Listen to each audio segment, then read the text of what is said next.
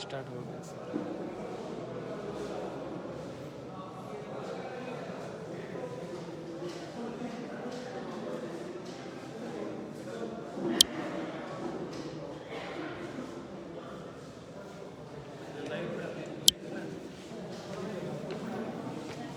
Sir और link क्या भेजना है? रिकॉल सर फ़ोन किए हैं।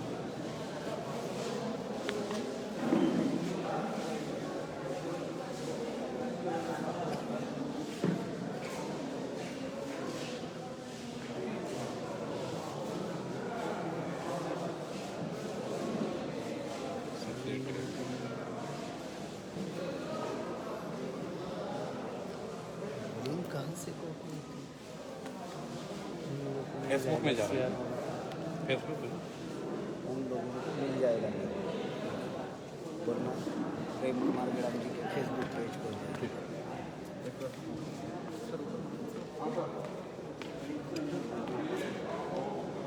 फोटो क्यों ले रहे हो ऊपर का?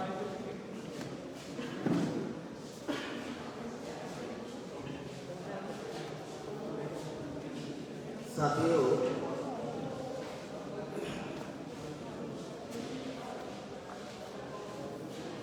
आज दिनांक 13 फरवरी 2021 को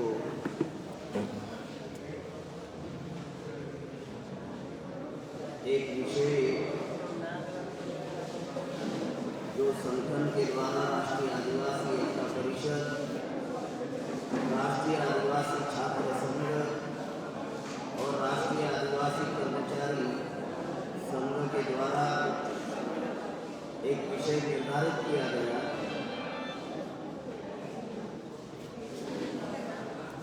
और उस विषय के ऊपर देश भर में आदिवासी समाज को जानकारी उपलब्ध कराने हेतु आज एक महत्वपूर्ण विषय के ऊपर हम लोग बात करने जा रहे हैं। आज का जो विषय है कि आदिवासियों की लिंग पहचान क्या है और भारतीय संविधान में किस आधार पर मिलता है आदिवासियों को आरक्षण, मतलब प्रतिनिधित्व। इस विषय के ऊपर मैं अपने विचार रखने वाला हूँ। साथियों, जो बातें इस विषय के ऊपर बताई जाएगी, बहुत सारे तथ्य मैं आप लोगों के सामने रखने का प्रयास करूंगा।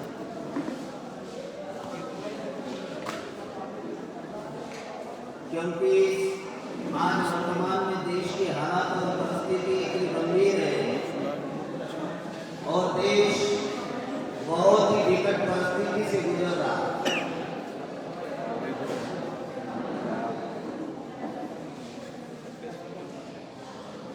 मुझे ये जानकारी मिली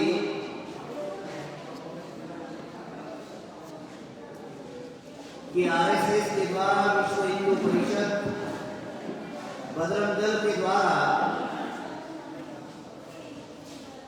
पूरे देश भर में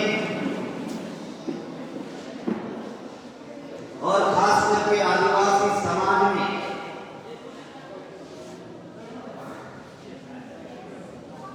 आदिवासियों को वनवासी बनाने का अभियान, आदिवासियों को हिंदू बनाने का अभियान पूरे देश भर में चल रहा है। और जो हमारे अशिक्षित भोले भाले जो आदिवासी हैं, उन आदिवासियों में जाकर ये प्रचार किया जा रहा है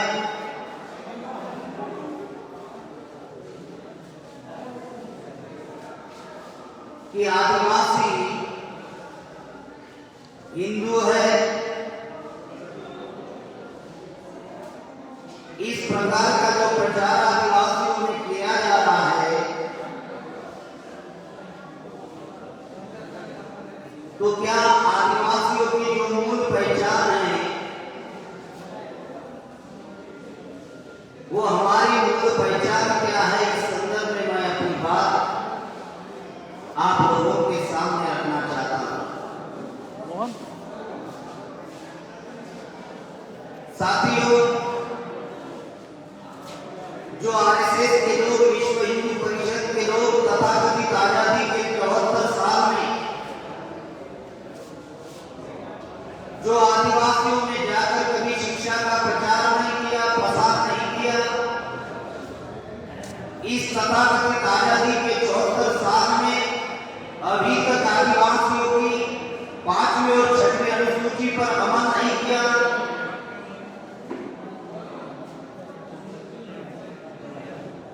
नेशनल कॉरिडोर, सेज सरी के बड़े बड़े कानून, भूमि अधिग्रहण सरी के कानून बनाकर आदिवासियों को जल जंगल जमीन से विस्थापित किया जा रहा है, इसके संदर्भ में कभी भी आरएसएस की विश्व हिंदू परिषद के लोग आदिवासियों में जाकर उनको कभी नहीं चढ़ाया। नक्सलवाद के नाम पर पूरे देश भर में आज आदिवासियों को मारा जा रहा है, काटा जा रहा है, जेल में डाला जा रहा है।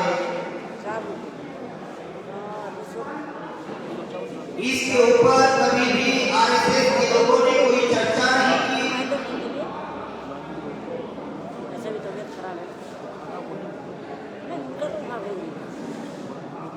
साथियों, जो बातें मैं आप लोगों को बताने जा रहा हूं कि धरण प्रकल्प के नाम पर, नदी प्रकल्प के नाम पर, बाढ़ प्रकल्प के नाम पर, गेंदा प्रकल्प के नाम पर, पुनर्वसन के नाम पर, विकास के नाम पर आज आदिवासियों को जल जंगल जमीन से बेदखल किया जा रहा है। इस संदर्भ में आरएसएस ने कभी भी किसी भी प्रकार का कोई बयान नहीं दिया। आज ऐसी क्या जरूरत पड़ी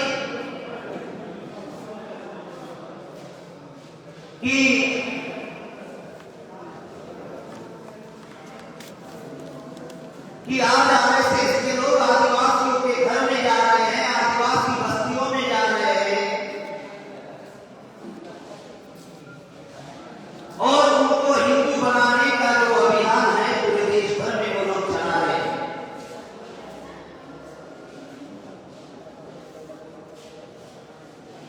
ऐसी क्या जरूरत पड़ी कि आज वो आदिवासी बस्तियों में जाकर इस प्रकार से प्रचार और प्रसार कर रहे हैं। जो समस्या आदिवासियों की दिन ब दिन बढ़ते जा रही है, उसका समाधान आरएसएस ने कभी किया नहीं, कांग्रेस ने कभी किया नहीं, बीजेपी ने कभी किया नहीं।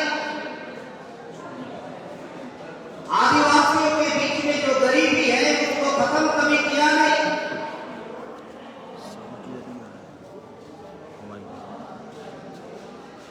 बेरोजगारी कभी खत्म की नहीं। जो देश भर में आदिवासियों का जो आरक्षण समाप्त किया जा रहा है और नरेंद्र मोदी जी के द्वारा जो गवर्नमेंट सेक्टर है वो प्राइवेट में रूपांतरित किए जा रहे हैं, इसके ऊपर कभी भी आरएसएस के लोगों ने आदिवासियों में जाकर कभी ये बात बताई नहीं।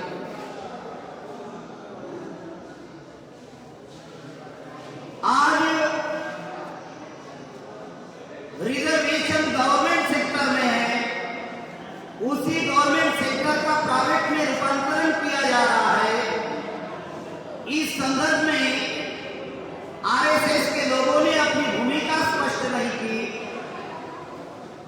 कांग्रेस बीजेपी के लोगों ने अपनी भूमिका स्पष्ट नहीं की, कम्युनिस्टों के लोगों ने अपनी भूमिका स्पष्ट नहीं की। लेकिन जो भोले भाले जो हमारे आदिवासी भाई है, जो अरानी है, अशिक्षित है, जो गांव देहात में निवास कर रहे हैं, उन आदिवासियों के बीच में जाकर वो लोग ऐसा प्रचार कर रहे हैं।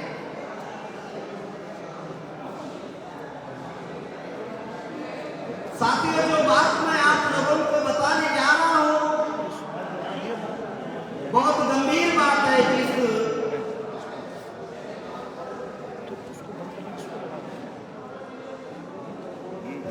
बिंदु के ऊपर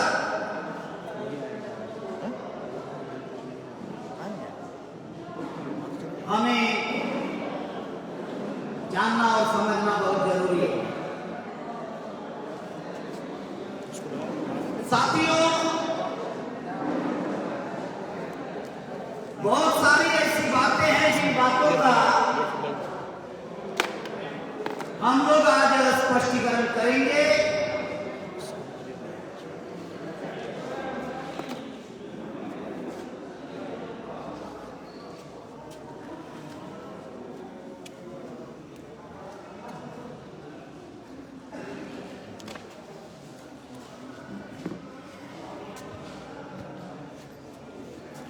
जिन बातों का हम लोग आज स्पष्टीकरण करने वाले हैं, ये जो समस्या आज हमारे सामने आई है, बहुत ही आदिवासियों के ऊपर आने वाले दिनों में बहुत ही संकट आने वाला है। और इस संकट को हम लोगों को जानना और समझना बहुत जरूरी है। अगर इस संकट को हम जानते हैं, समझते हैं कि दुश्मन 74 साल में कभी भी आदिवासी समाज में जाकर जगाने का काम नहीं किया, उनको बनाने का काम नहीं किया, लेकिन आज जो दुश्मन हैं आदिवासियों को हिंदू बनाने का काम बड़े पैमाने पर कर रहे हैं। आखिरकार ऐसी क्या जरूरत पड़ी? क्या आदिवासियों की मूल पहचान हिंदू है? इन बातों को जानना बहुत जरूरी है। अगर इन बातों को हम लोग जानते हैं, समझते हैं, तो बहुत सारी समस्या का समाधान हो सकता है। साथियों, आदिवासियों की जो मूल पहचान है, उनके कस्टमरी लॉ है, उनकी कला, सभ्यता, संस्कृति है, जो हजारों सालों से हमारे आदिवासी भाइयों ने बचा कर रखा। प्राचीन काल में गण व्यवस्था थी और गण व्यवस्था का निर्माण आदिवासियों ने किया था। और आज से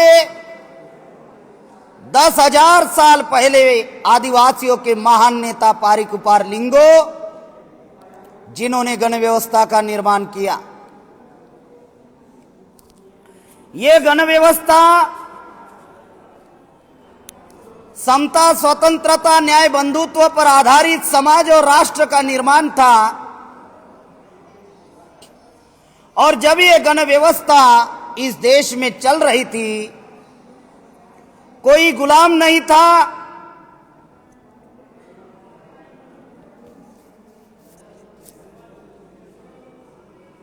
और कोई शोषक नहीं था। ऐसी समतावादी व्यवस्था आदिवासियों ने निर्माण की। आदिवासियों ने इस देश में सभ्यता का विकास किया, संस्कृति का निर्माण किया, कला का विकास किया, सिंधु सभ्यता का विकास किया। प्राचीन काल में जब अमेरिका को अक्ल नहीं थी, तब भारत में नगरों का निर्माण हुआ था। इतना विकास इस देश में आदिवासियों ने किया।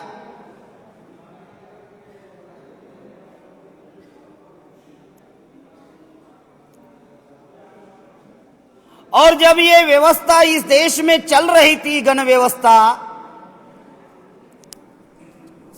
तो इस गण व्यवस्था जब चल रही थी, प्रस्तावित थी, तो इस देश में आर्यों का आक्रमण हुआ। बहुत सारे जो ब्राह्मण हैं वो इस देश में भ्रम फैलाते हैं कि आर्य अलग है और ब्राह्मण अलग है।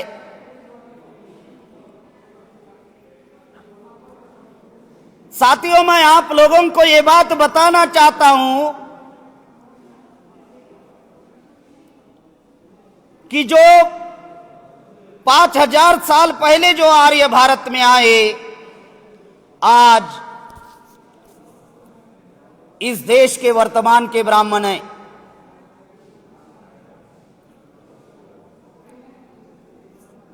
और डीएनए के आधार पर ब्राह्मण विदेशी है,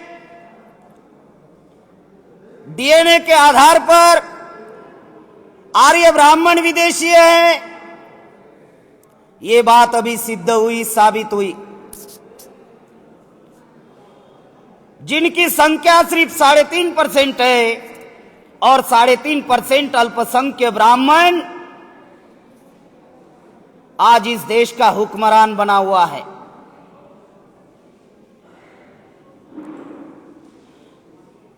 साथियों, जब आर्य भारत में आए तो आर्यों ने छल कपट से अपने पाखंड से कर्मकांड जो उन्होंने निर्माण किए, आर्टिफिशियल भगवान जो उन्होंने निर्माण किए, देवी देवताओं का उन्होंने निर्माण किया, कर्मकांड, और जिन आदिवासियों ने गण व्यवस्था का विकास किया था, निर्माण किया था, आर्यों ने छल कपट से, कर्मकांड से, देवी देवताओं से, पाखंड से गण व्यवस्था खत्म की। जब आदिवासियों की महान व्यवस्था, गण व्यवस्था जब आर्यों ने खत्म की, तो इस देश में ब्राह्मणों ने वर्ण व्यवस्था का निर्माण किया। 5000 साल पहले आए हुए आर्य वर्तमान के ब्राह्मण हैं, उन्होंने वर्ण व्यवस्था का भी निर्माण किया। जिनकी संख्या 3.5% है, उन्होंने कर्मकांड किए, देवी देवताओं का निर्माण किया, अंधश्रद्धा फैलाई, पाखंड फैलाया, और उस प्रकार से धर्म ग्रंथ उन्होंने लिखे, उस प्रकार से मनुस्मृति उन्होंने बनाई।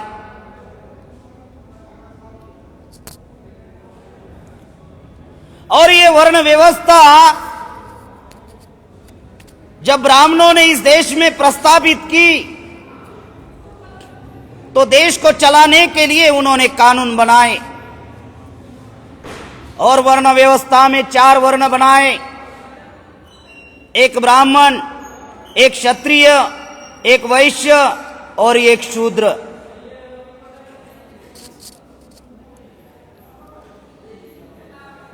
और ये जब वर्ण व्यवस्था 2500 साल प्रस्तावित हुई,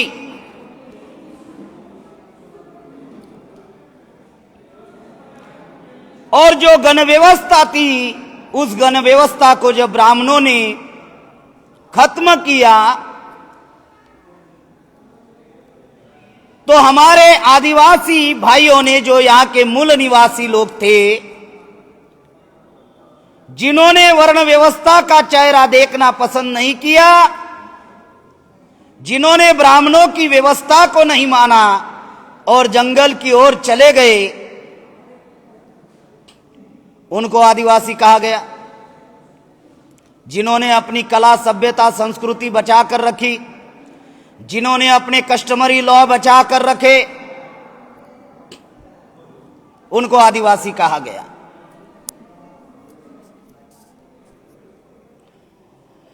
साथियों,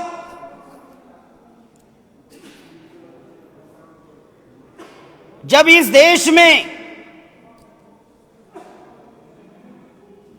2500 साल वर्ण व्यवस्था प्रस्तावित थी,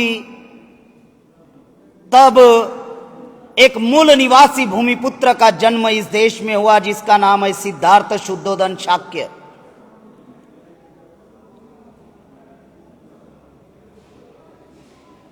और ये सिद्धार्थ शुद्धोदन शाक्य, जिनको तथागत गौतम बुद्ध कहा जाता है, बुद्धा ने 2500 साल की वर्ण व्यवस्था को खत्म करने के लिए बुद्धा ने इस देश में आंदोलन शुरू किया। उस दौरान पारीकुपार लिंगों के जो 2 प्रचारक थे, आदिवासी समाज के महान नेता पारीकुपार लिंगो, उसके जो 2 प्रचारक थे बुद्ध काल के, वो 2 प्रचारक का नाम है अलाम और कलाम।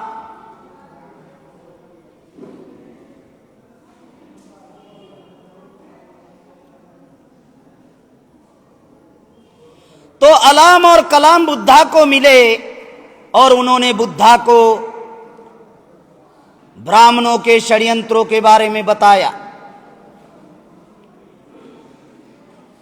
कि आर्य भारत में आने के पहले, ब्राह्मण भारत में आने के पहले गण व्यवस्था इस देश के मूल निवासी लोगों ने निर्माण की थी।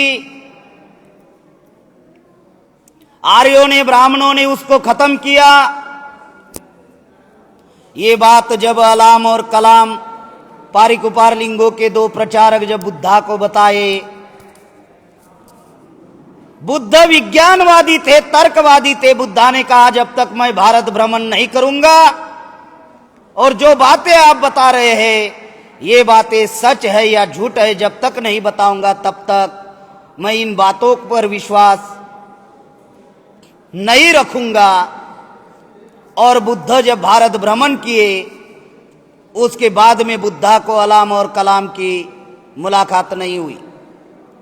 अलाम और कलाम की मृत्यु हो चुकी थी। इस वजह से बुद्धा ने नया मैकेनिज्म डेवलप किया, निर्माण किया।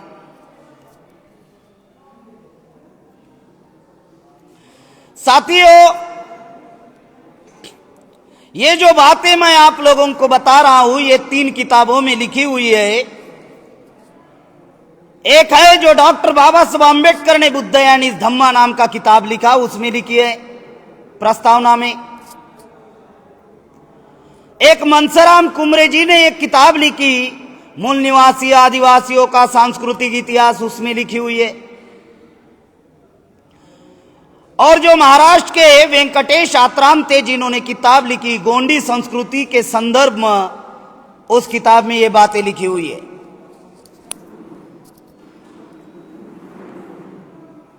और बुद्धा के आंदोलन की वजह से इस देश में मौर्य साम्राज्य का निर्माण हुआ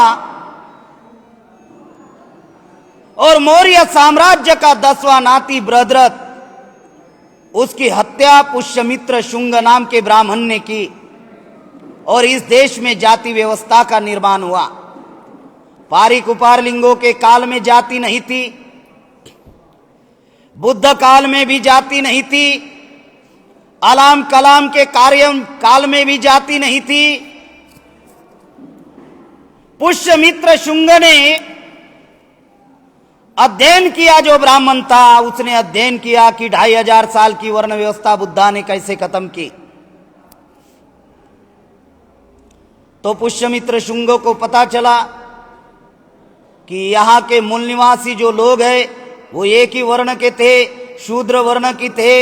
इस वजह से बुद्धा ने शूद्रों को इकट्ठा किया और वर्ण व्यवस्था 2500 साल की बुद्धा ने खत्म की। तो पुष्यमित्र शुंग नाम के ब्राह्मण ने जाति व्यवस्था का निर्माण किया और इस देश में 6743 जातियों के टुकड़े किए। आज शेड्यूल कास्ट में 1700 जातियां हैं। आदिवासियों में करीबन 850 जातियां हैं। ओबीसी में मंडल आयोग के अनुसार 3743 जातियां हैं। और इनसे जिन्होंने धर्म परिवर्तन किया और सिख ईसाई बुद्धिस्ट मुसलमान बन गए, उनमें कुछ जातियां चली गई। इस प्रकार से भारत में 6743 जातियां निर्माण की गई। हम जातियों में बटे हुए लोग नहीं, बल्कि जातियों में बांटे हुए लोग हैं। ब्राह्मणों ने प्रचार किया, जाति भगवान ने बनाई। चाहता हूं, अगर जाति भगवान ने बनाई तो दुनिया में कहीं पर भी जाति नहीं है, सिर्फ भारत में जाति है। क्या ये बात हमारे आदिवासी भाइयों को मालूम है? जाति हमारी मूल पहचान नहीं है। शूद्र अति शूद्र भी हमारी मूल पहचान नहीं है। हम यहां के मूल निवासी लोग हैं। ब्राह्मणों ने ये प्रचार किया, पाखंड फैलाया कि जाति भगवान ने बनाई। मेरा सवाल है आदिवासी भाइयों को, और मेरा सवाल है उन ब्राह्मणों को कि जिन्होंने जातियां बनाई, उनको सवाल है, अगर भगवान ने जातियां बनाई तो भगवान को अमेरिका, उधर जाति नहीं है, भारत में जाति। जब ये सवाल हम लोगों ने ब्राह्मणों को पूछे, ब्राह्मणों के सामने खड़े किए, तो ब्राह्मणों का झूठ पकड़ा गया। फिर ब्राह्मणों ने दूसरा प्रचार किया हमारे समाज में कि जाति कर्म से बनी। कर्म का मतलब जो काम करता है उसको कर्म कहा जाता है। जो चमड़े का काम करता है, ब्राह्मण ने कहा उसको चमार कहा गया। जो कपड़े धोने का काम करता है, ब्राह्मण ने कहा उसको धोबी कहा गया। जो कपड़े सिलाने का काम करता है, ब्राह्मण ने कहा उसको दर्जी कहा गया।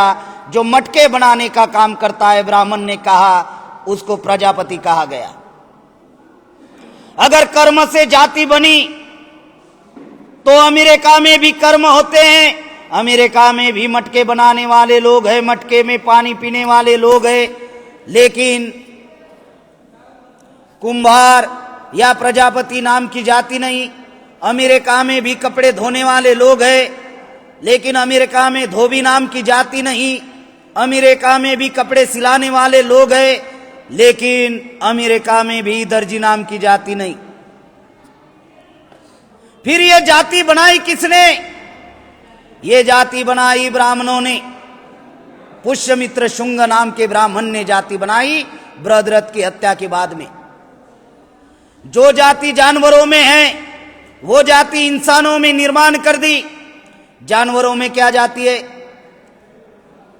तो घोड़ा, गधा, सुअर, खच्चर, कुत्ता, बकरी, इनको एक ही नाम है जानवर।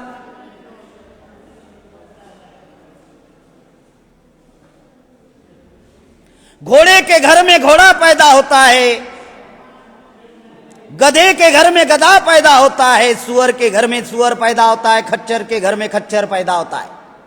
ये जानवरों में जाती है।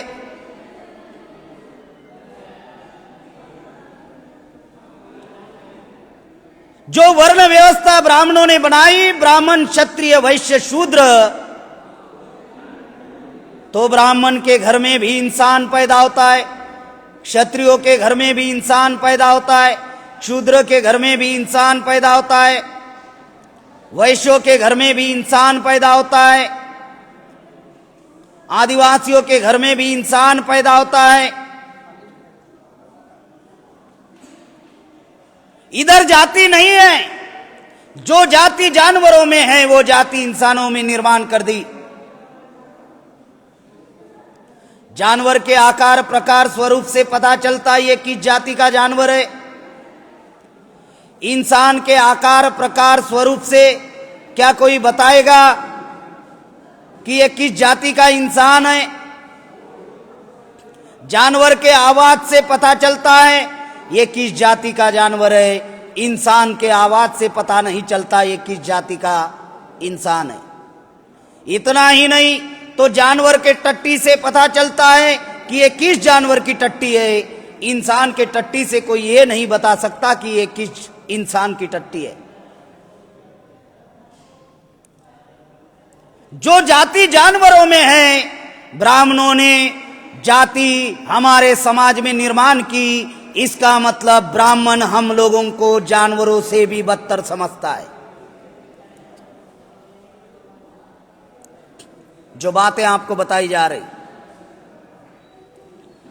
जाति हमारी मूल पहचान नहीं है और आदिवासियों में जाति नहीं है।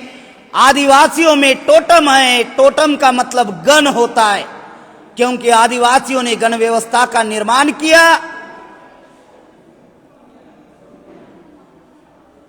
और उस गण व्यवस्था में जो मुखिया होता था उसको गणपति कहा जाता था, गण का प्रमुख कहा जाता था।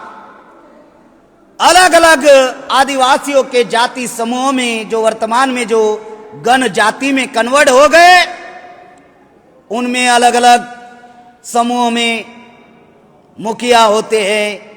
कुछ जगह पर संतालों में जैसे उनको मांझी कहा जाता है,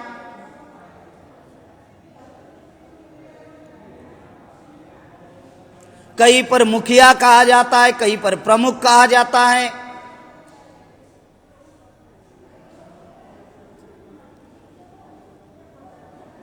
तो जाति हमारी मूल पहचान नहीं है और ना ही आदिवासियों में जाति है, बल्कि आदिवासियों में गण है, टोटम है। इसीलिए संविधान में शेड्यूल ट्राइब कहा गया, जनजाति, अनुसूचित जनजाति। जो बातें आप लोगों को बताई जा रही है,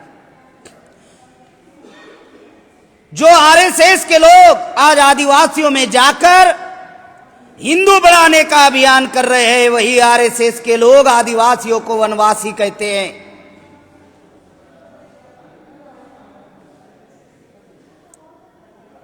वही आरएसएस के लोग वनवासी कल्याण आश्रम बनाकर आदिवासी एरिया में जाकर उनको कर्मकांड, अंधश्रद्धा, पाखंड उनके बीच में फैला रहे हैं। यह आरएसएस 1925 में निर्माण हुई और जब आरएसएस के लोग आदिवासियों को वनवासी कहते थे तो सबसे पहले जयपाल सिंह मुंडा जी ने संविधान सभा में इसका विरोध किया। जो कॉन्स्टिट्यूशनली डिबेट्स एंड डिस्कशन के जो वॉल्यूम्स है, वॉल्यूम नंबर 2 में ये बहुत सारी बातें लिखी हुई है, आप लोग पढ़ सकते हो। गांधी जी आदिवासियों को गिरिजन कहते थे। अब आरएसएस के विश्व हिंदू परिषद के लोग आदिवासियों को हिंदू बना रहे हैं। वनवासी हमारी पहचान नहीं है, गिरिजन हमारी पहचान नहीं है, हिंदू हमारी पहचान नहीं है। हम यहां के मूल निवासी लोग हैं। जब अंग्रेज भारत में आए थे तो अंग्रेजों ने 1871-72 में जब अंग्रेजों ने इस देश में जाति आधारित गिनती की, तब जनगणना में हमारा धर्म जो है उन्होंने एबोरिजिनल लिखा। 1881 में भी एबोरिजिनल यही धर्म लिखा था। 1891 में भी एबोरिजिनल यही धर्म लिखा था। फिर जब 1901 में गिनती हुई, अंग्रेजों ने गिनती की, तब अंग्रेजों ने एनिमिस्ट नाम का धर्म लिखा। एनिमिस्ट का मतलब होता है जीववादी, क्योंकि आदिवासी प्रकृति को मानने वाले लोग हैं, नेचर को मानने वाले लोग हैं। जल जंगल जमीन आदिवासियों के पास में है।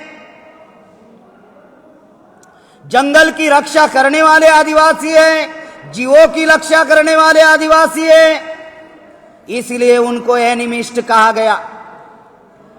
फिर 1911 में भी एनिमिस्ट ही कहा गया, 1921 में भी एनिमिस्ट ही कहा गया। जब अंग्रेजों ने जाति आधारित गिनती की तो तब हमारा धर्म एबोरिजिनल और एनिमिस्ट लिखा गया।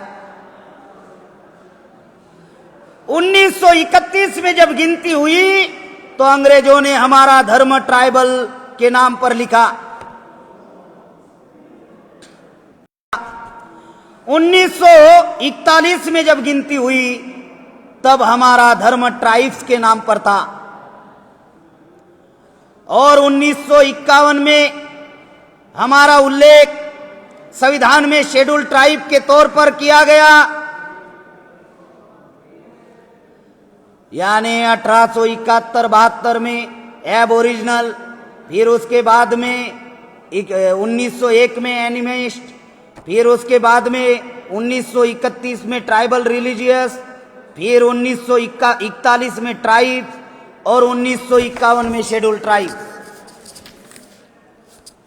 दूर दूर तक हिंदू नाम का कोई शब्द प्रयोग आदिवासी समाज में दिखाई नहीं दे रहा है।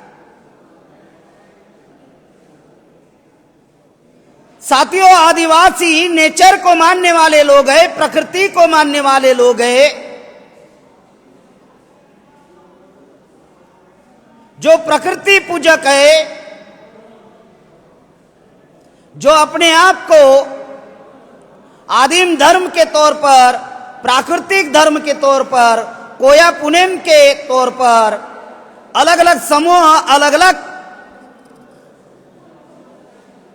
क्षेत्र में अलग अलग धर्म को हमारे लोग मानते हैं। सरना धर्म है, कोया पुनेम है, कुछ लोग गोंडी धर्म को मानते हैं। लेकिन इस तथाकथित आजादी में आज 74 साल हो रहे, आजाद भारत में पंडित जवाहरलाल नेहरू ने जाति आधारित गिनती पर रोक लगा दी और 1951 से इस देश में जाति आधारित गिनती नहीं हो रही है।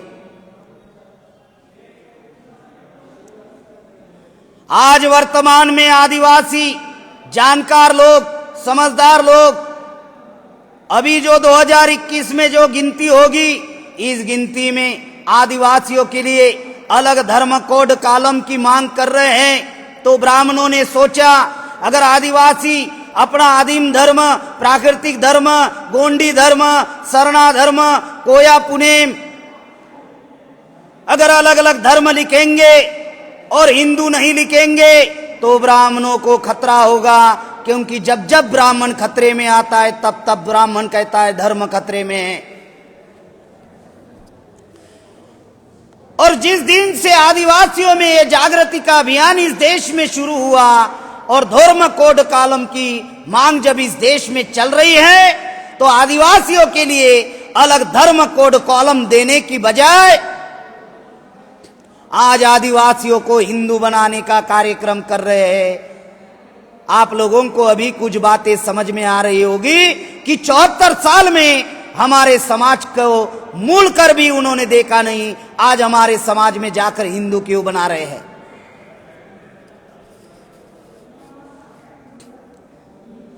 जब मांग चल रही है अलग धर्म कोड कॉलम की कि आदिवासी जिस धर्म को मानता है उस धर्म को आदिवासी उस कॉलम में लिखे,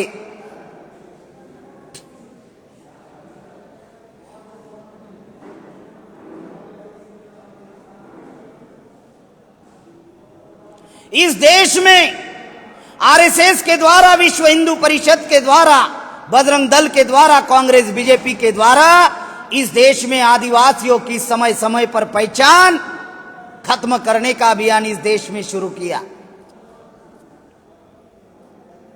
जो आदिवासी नेचर को अपना भगवान मानता है, उनके घरों में 1980 से आर्टिफिशियल भगवान लाना शुरू कर दिए। टीवी पर सीरियल बताकर बताए गए।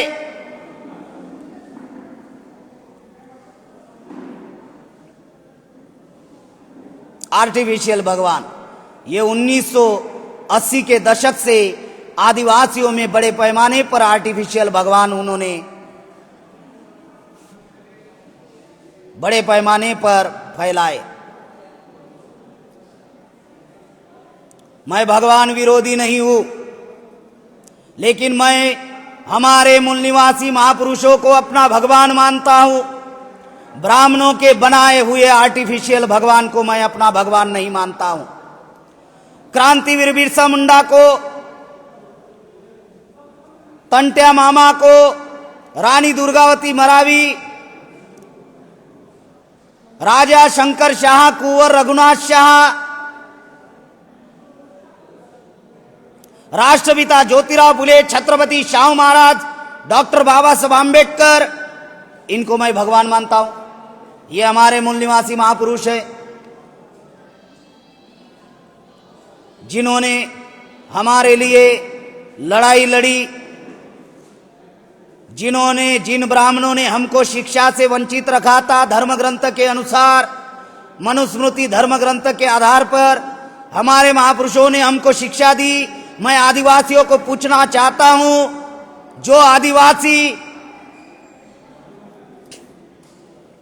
अपने आप को हिंदू कहते हैं, उनको मैं पूछना चाहता हूं, जिन ब्राह्मणों ने हमको शिक्षा से वंचित रखा था, मुझे एक ब्राह्मण का नाम कमेंट बॉक्स में लिखकर बताओ कि इस ब्राह्मणों ने आदिवासियों को शिक्षा देने के लिए इन्होंने जिंदगी लगाई।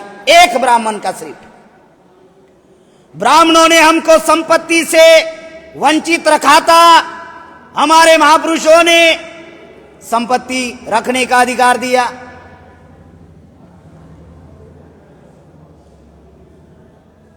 इस देश में ब्राह्मण बनिया यानी धिक्कू लोग, साहूकारों लोगों ने आदिवासियों की जमीन छीनी थी, आदिवासियों के जमीन के ऊपर कब्जा किया था। जो इस देश का मूल निवासी है उनको भूमिहीन किया था। क्रांतिवीर बिरसा मुंडा ने भूमिहीन लोगों का आंदोलन चलाया। आज जितने भी आदिवासियों के पास में जो आदिवासियों को जमीन मिल रही है, ये क्रांतिवीर बिरसा मुंडा की बदौलत है। मुझे किसी ब्राह्मण का नाम बताओ या किसी आरएसएस के कार्यकर्ताओं का नाम बताओ या विश्व हिंदू परिषद के कार्यकर्ताओं का नाम बताओ कि जिन्होंने आदिवासियों को जमीन मिलनी चाहिए इसके लिए कोई आंदोलन किया हो। हमारे समाज को शस्त्र रखने का अधिकार नहीं था। मनुस्मृति में लिखा हुआ था कि हम आदिवासियों को, शूद्र अतिशूद्र को शिक्षा, शस्त्र रखने का अधिकार नहीं होगा। आज संविधान की बदौलत हमारे समाज में इंस्पेक्टर बने, डीवाईएसपी बने, एसपी बने, आईपीएस हुए, कमर में बंदूक आ गई। यह अधिकार मिलना चाहिए। इसके लिए किसी ब्राह्मण ने या आरएसएस के लोगों ने, विश्व हिंदू परिषद के लोगों ने अगर कोई लड़ाई लड़ी हो तो मुझे बताओ। ये हमारे महापुरुषों ने आंदोलन चलाया, अपनी जिंदगी लगाई।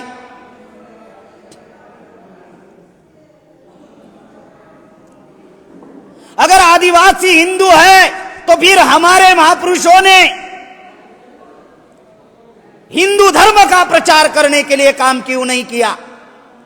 क्रांतिवीर बिरसा मुंडा ने क्यों नहीं किया? तंट्या भील ने क्यों नहीं किया? राजा शंकर शाह और रघुनाथ शाह ने क्यों नहीं किया? क्रांतिवीर बाबूराव फुलेश्वर शेरमाके ने क्यों नहीं किया? राघोजी भांगरे और भागोजी नायक ने क्यों नहीं किया? अगर हिंदू धर्म था तो हिंदू का प्रचार करने के लिए और हिंदू को बचाने के लिए हमारे महापुरुषों ने कार्य क्यों नहीं किया?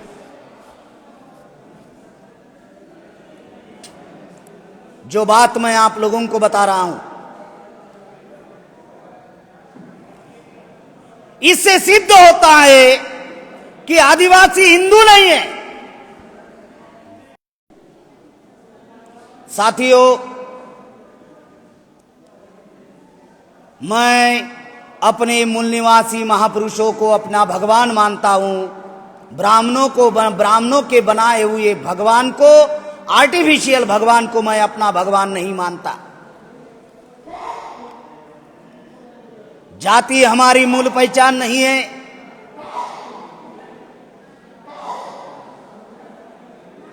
गण व्यवस्था खत्म करके वर्ण व्यवस्था लाई। गण व्यवस्था आदिवासियों ने निर्माण की। जाति ब्राह्मणों का हथियार है हमको गुलाम बनाने के लिए। जिन आदिवासियों में जाति नहीं, गण है, टोटम है, उन आदिवासियों में उस गण को, उस टोटम को जाति में परिवर्तित किया।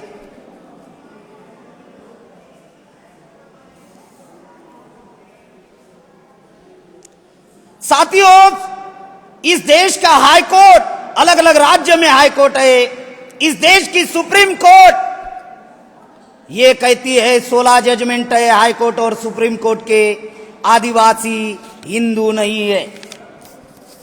ये 16 जजमेंट है कि आदिवासी हिंदू नहीं है। और मोहन भागवत जी आदिवासियों को हिंदू बनाने में लगे हुए हैं। मुझे समझ में नहीं आता, ये डॉक्टर मोहन भागवत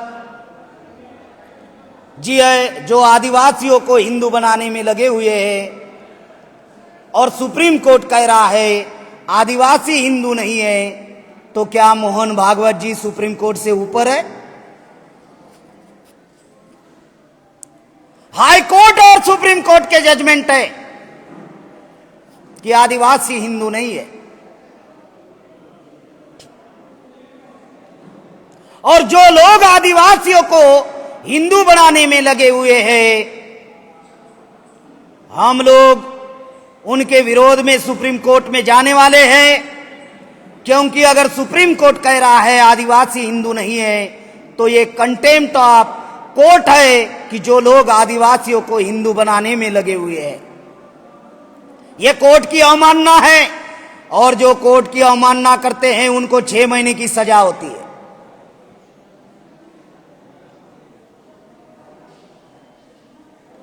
मैं किसी धर्म का प्रचारक नहीं हूं, ना ही किसी धर्म का समर्थक हूं। मैं सिर्फ समता, स्वतंत्रता, न्याय, बंधुत्व पर आधारित समाज और राष्ट्र का निर्माण होना चाहिए, इस विचारधारा का प्रचारक हूं।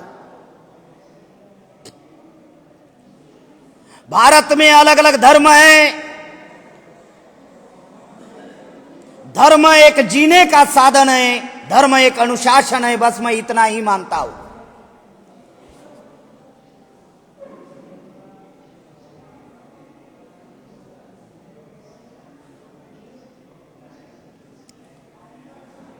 अगर मोहन भागवत जी इतने पढ़े लिखे हैं तो ये बात उनको समझ में आनी चाहिए कि हाई कोर्ट और सुप्रीम कोर्ट अगर कह रही है कि आदिवासी हिंदू नहीं है,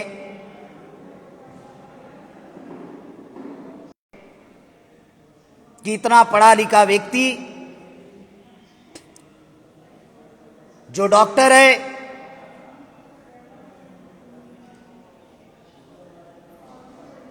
इतना पढ़ा लिखा व्यक्ति अगर उनको ये बात समझ में नहीं आ रही है तो मुझे बड़ी हैरानी हो रही है।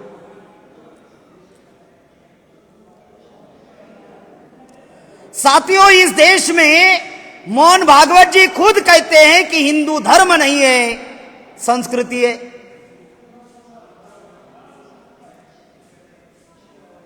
बिल्कुल सही कह रहे हैं, और हमारे आदिवासी भाई धर्म समझ रहे हैं।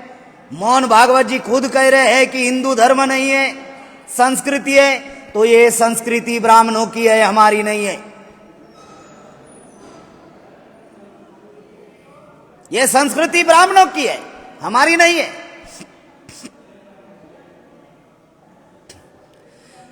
क्योंकि हिंदू धर्म नहीं है। हिंदू धर्म ब्राह्मण धर्म है, और ब्राह्मण धर्म ही नहीं है, बल्कि ये मूल निवासी बहुजन समाज को, यानी SC ST OBC माइनॉरिटी को गुलाम बनाने का हथियार है, षड्यंत्र है। जो हमारे आदिवासी कम पढ़े लिखे जो समाज में जाकर RSS विश्व हिंदू परिषद के बहकावे में आकर जो प्रचार कर रहे हैं, मैं उनको एक बात बताना चाहता हूं कि ब्राह्मणों के किसी भी धर्म ग्रंथ में हिंदू शब्द नहीं है। मनुस्मृति में नहीं है, कुरान में नहीं है, पुराण में नहीं है, रामायण में नहीं है, महाभारत में नहीं है, गीता में नहीं है, श्रुति में नहीं है, श्रुति में नहीं है। जो बातें आप लोगों को बताई जा रही है, उन बातों को जानना और समझना बहुत जरूरी है। ब्राह्मणों ने जितने भी धर्म ग्रंथ लिखे, भगवत गीता में भी हिंदू शब्द नहीं है।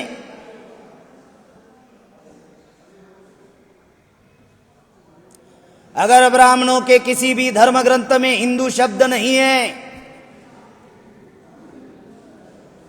और हिंदू शब्द का विरोध ब्राह्मण करते थे,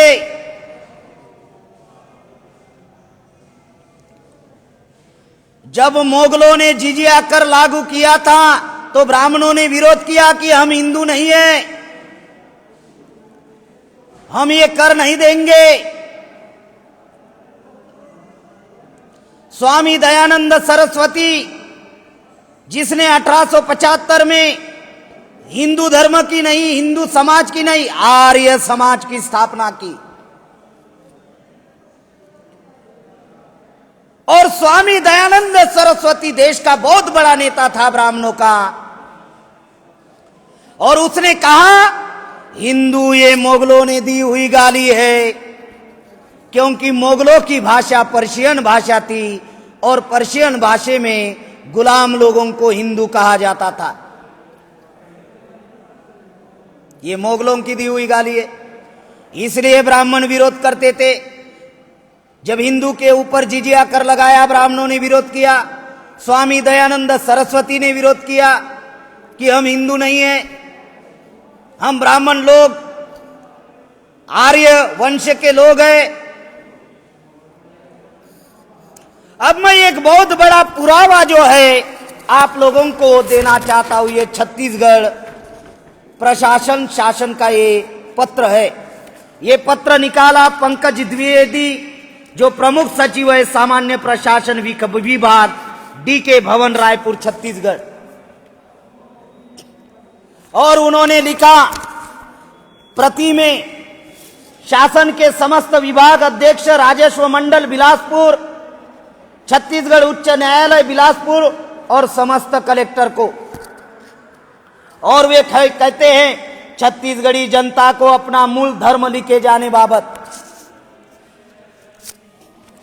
और नीचे लिखा है, छत्तीसगढ़ के जनता ब्राह्मण धर्म, बौद्ध धर्म, शैव धर्म, गोंडी धर्म, कबीर धर्म और सनातन धर्म, सिख धर्म, जैन धर्म को मानने वाले हैं, जिन्हें हिंदू कहा जाता है। हिंदू कहलाने में ब्राह्मण के अतिरिक्त अन्य लोगों को इतराज है, क्योंकि हिंदू धर्म सिर्फ ब्राह्मण धर्म का अनुकरण है। यह गवर्नमेंट का लेटर है। जो हमारे लोग जो समाज में जाकर गलत भ्रांतियां फैला रहे हैं, अगर विरोध करना है तो इनका विरोध करो। ये तो गवर्नमेंट ने पत्र जारी किया, क्योंकि हिंदू धर्म सिर्फ ब्राह्मण धर्म का अनुकरण है। एवं हिंदू शब्द का अर्थ फारसी शब्दकोश में चोर, डाकू और लुटेरा होता है, और हिंदू शब्द एक फारसी शब्द है। अब चोर, लुटेरा, डाकू ये मैं नहीं कह रहा हूं, ये छत्तीसगढ़ शासन का ये पत्र कह रहा है। हिंदू का शब्द चोर, डाकू फारसी होता है।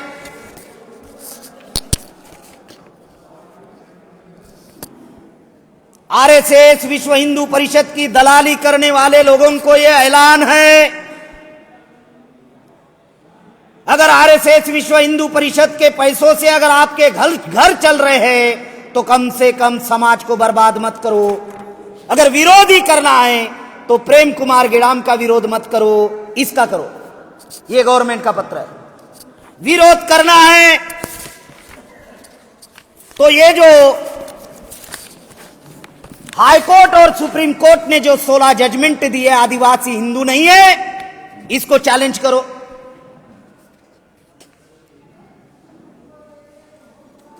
आज हमारा समाज अड़ानी है, अज्ञानी है, अजागरूक है। इस वजह से आप समाज को बेवकूफ बना रहे हो, लेकिन जिस दिन समाज जागरूक हो जाएगा, घर से बाहर निकलने लायक नहीं रहेंगे।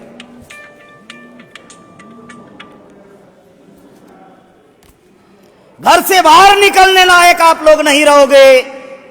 जो समाज को भ्रांतियां फैला रहा है और समाज को वनवासी, गिरिजन और हिंदू बनाने में जो लोग लगे हुए हैं, और ये आरएसएस विश्व हिंदू परिषद के जो लोग हैं, आदिवासी समाज के कुछ लोगों को अपने हाथ में पकड़ते हैं, अपने झांसे में लेते हैं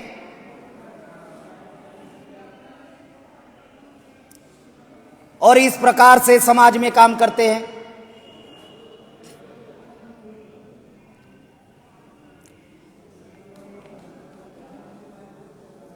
अगर आपको विरोध करना है तो हाई कोर्ट और सुप्रीम कोर्ट का करो भाई विरोध।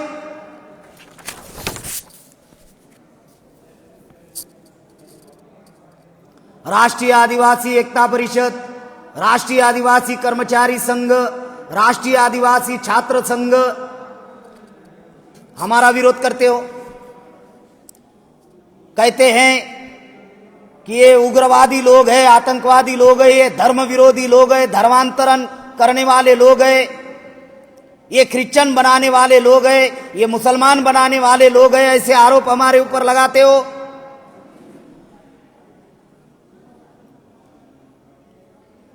आदिवासी सिख भी नहीं है, ईसाई भी नहीं है, मुस्लिम भी नहीं है, बुद्धिस्ट भी नहीं है,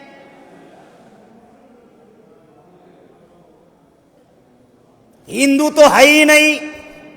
आदिवासी गण व्यवस्था को मानने वाले लोग हैं, प्राकृतिक धर्म को मानने वाले लोग हैं, आदिम लोग हैं।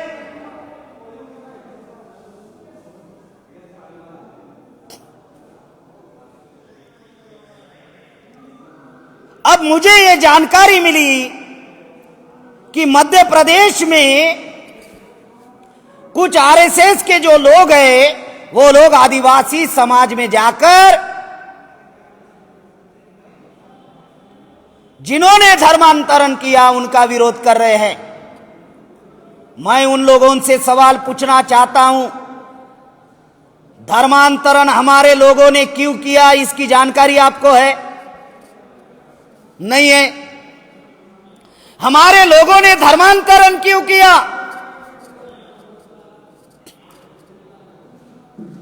इसके विरोध में मैंने 3 पेजेस की पोस्ट लिखी और जब पोस्ट हमने वायरल की उस पर मैंने मेरा मोबाइल नंबर भी दिया, क्योंकि मुझे जानकारी थी कि जिनको मिर्ची लगेगी जरूर उनका फोन मुझे आएगा और उनका फोन आना चाहिए, इसलिए मैंने मेरा नंबर प्रोवाइड किया। मुझे बहुत सारे लोगों के फोन आए, कुछ लोगों ने धमकियां भी दी, कुछ लोगों ने गाली गलौज भी किया, कुछ लोगों ने देखने की बात की।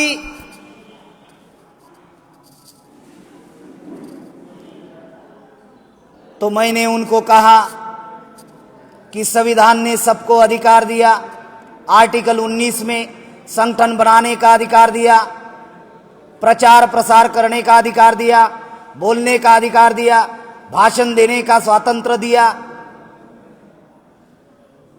मैं बोला अगर आप लोग इतने समझदार लोग हो, जानकार लोग हो, तो जैसे आपको अधिकार दिया वैसे मुझे भी अधिकार दिया, जैसे मुझे अधिकार दिया वैसे आपको भी अधिकार दिया, तो संविधान ने आपको अधिकार दिया, आप अपना काम करो। हमको भी अधिकार दिया, हम अपना काम कर रहे हैं।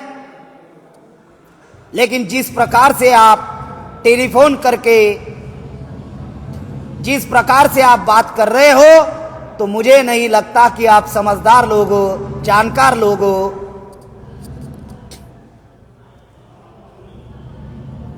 मुझे बिल्कुल ही नहीं लगता, क्योंकि जो समझदार व्यक्ति होता है, जो जानकार व्यक्ति होता है, वो अपना उद्देश्य निर्धारित करता है और कार्य करता है और उसके लिए जिंदगी लगाता है।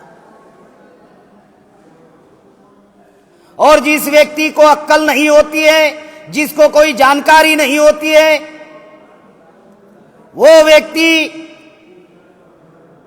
इस प्रकार से कार्य करता है, गाली गलौज करने का और दूसरा कुछ उसके पास कोई काम धंधा नहीं है। तो ये तो कोई समझदारी वाली तो बात है नहीं। मुझे मालूम था कि आप लोगों के फोन मुझे आएंगे, मुझे जानकारी थी और आप लोगों से मैंने प्रेरणा ली। अब मैं हर 2 दिन बाद एक सब्जेक्ट बनाकर डेली मैं 2 दिन बाद मैं मेरे पेज से लाइव आऊंगा और मेरे समाज को जागरूक करूंगा। ये प्रेरणा आपने मुझे दी, मैं शुक्रिया अदा करता हूं जिन्होंने मेरा विरोध किया। मैं शुक्रिया अदा करता हूं उन आरएसएस के लोगों का, विश्व हिंदू परिषद के लोगों का, कि अगर आपके मुझे फोन नहीं आते तो मैं ये कार्य नहीं करता। आज मैं लाइव आया हूं एक विषय को लेकर। अब हर 2 दिन बाद आदिवासियों को जगाने के लिए अलग अलग सब्जेक्ट के ऊपर मैं अपनी बात रखते जाऊंगा।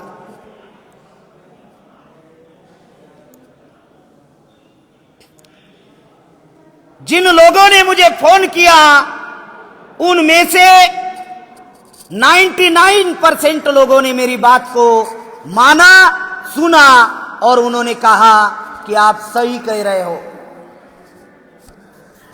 समर्थन में खड़े हो गए।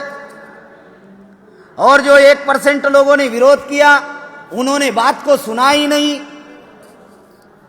मैंने उनको कहा कि आप YouTube पर जाइए, मेरा नाम टाइप कीजिए प्रेम कुमार गिड़ाम। बहुत सारी बातें मैंने इस रेफरेंस में अलग अलग जगह पर मैंने भाषण देकर बहुत सारी बातें कही है।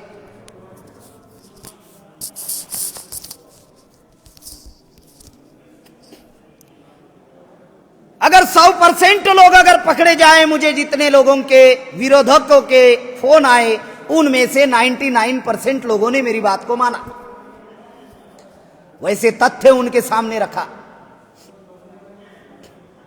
कुछ लोगों ने कहा आप क्रिश्चियन हो, मैं बोला चलो मेरा एड्रेस देता हूं, जाकर ढूंढ लो मैं क्या हूं। किसी ने कहा कि आप सिख धर्म को मानने वाले होंगे, किसी ने कहा आप बौद्ध धर्म को मानने वाले होंगे। मैंने कहा मैं मूल निवासी हूं, ये मेरी पहचान है कि मैं मूल निवासी हूं, मैं किसी धर्म का प्रचारक नहीं हूं। एक व्यक्ति ने मुझे सवाल पूछा, जो लोग विरोध कर रहे हैं उनके एक व्यक्ति ने मुझे सवाल पूछा, उसका फोन भी रिकॉर्ड है हमारे पास, जरूरत पड़ी तो उसको वायरल करेंगे। उन्होंने मुझे कहा कि आप हिंदू नहीं हो, तो मैंने कहा बिल्कुल ही नहीं हूं। तो उन्होंने मुझे कहा कि आदिवासी हिंदू है, तो मैं बोला आधार बताओ। उसके पास कोई आधार नहीं था। फिर मैंने उसको सवाल पूछा, मैं बोला आप मुझे हिंदू बनाना चाहते हो तो हिंदू की कोई एक बात मुझे ऐसी बताओ जिससे मैं हिंदू बनूं। बोला एक अच्छी बात मुझे बताओ।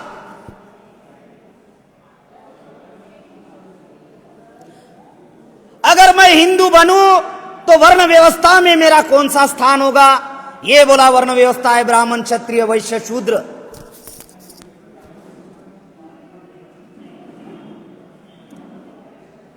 क्या मुझे ब्राह्मण बनाएगा?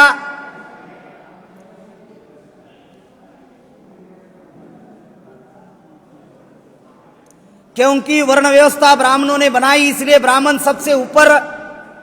अगर ये वर्ण व्यवस्था अगर आदिवासियों ने बनाई होती तो आदिवासी अपने आप को नीचे नहीं रखते, सबसे ऊपर रखते। क्योंकि जो व्यक्ति जो व्यवस्था निर्माण करता है वो अपने आप को ऊपर ही रखेगा। तो मैंने उनको कहा मेरा स्थान कौन सा है? अगर मैं हिंदू बनूं तो हिंदू धर्म में उच्च नीचता है। तो उनको मैंने कहा कि मैं उच्च नीच बनने के लिए वहां पर आऊं, मेरा स्थान कौन सा होगा?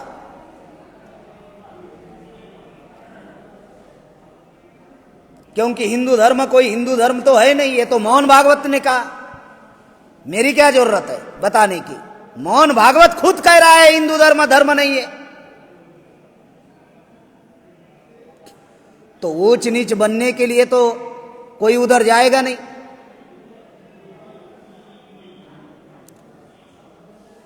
ब्राह्मण धर्म जो है वो उच्च नीचता के आधार पर खड़ा है, ब्राह्मण धर्म जाति व्यवस्था के आधार पर खड़ा है, ब्राह्मण धर्म वर्ण व्यवस्था के आधार पर खड़ा है, ब्राह्मण धर्म सचूत अछूत पर खड़ा है।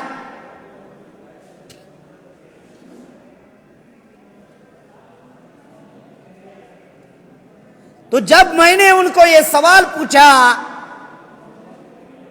कि मेरा स्थान क्या होगा ये मुझे बताओ, तो उसका कोई जवाब उसके पास नहीं था।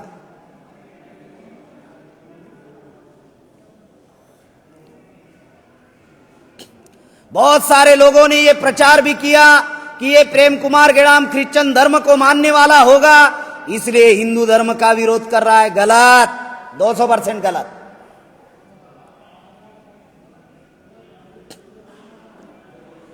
हमारे लोगों को ये जानकारी ही नहीं है कि यहां के मूल निवासी लोगों ने धर्म परिवर्तन क्यों किया, हमारे लोग क्रिश्चियन क्यों बने, हमारे लोग इस्लाम को क्यों स्वीकारे, हमारे लोग बुद्धिस्ट क्यों बने, सिख धर्म को क्यों अपनाए। जिस धर्म में उच्च नीचता हो, जिस धर्म में पाखंड हो, तो उस ब्राह्मण धर्म को हमारे लोगों ने लात मारी और अलग अलग धर्म को स्वीकारा जहां पर समानता है। क्रिश्चियन अपने धर्म का प्रचार कर सकता है क्योंकि इक्वालिटी है। इस्लाम मुसलमान अपने धर्म का प्रचार कर सकता है क्योंकि वहां पर मसावाद है। मसावाद का अर्थ होता है समानता। सिख धर्म के लोग अपने धर्म का प्रचार कर सकते हैं, किसी को भी सिख बना सकते हैं क्योंकि उनमें समानता है। बुद्धिस्ट लोग अपने धर्म का प्रचार कर सकते हैं क्योंकि उनमें भी समानता है, समता है, स्वतंत्रता है, न्याय है, बंधुत्व है। लेकिन ब्राह्मणों की समस्या है कि ब्राह्मण अपने धर्म का प्रचार कैसा करे जिस धर्म में उच्च नीचता है, पाखंड है, कर्मकांड है। बहुत सारे उदाहरण है, लेकिन एक उदाहरण मैं देता हूं। देश का सर्वोच्च पद होता है राष्ट्रपति। आज वर्तमान के राष्ट्रपति रामनाथ कोविंद जी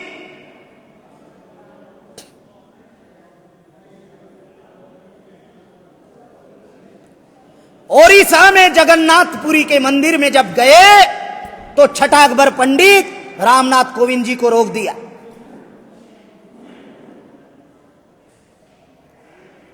क्योंकि जगन्नाथपुरी के मंदिर में लिखा हुआ है अछूतों को मंदिर प्रवेश वर्जित है।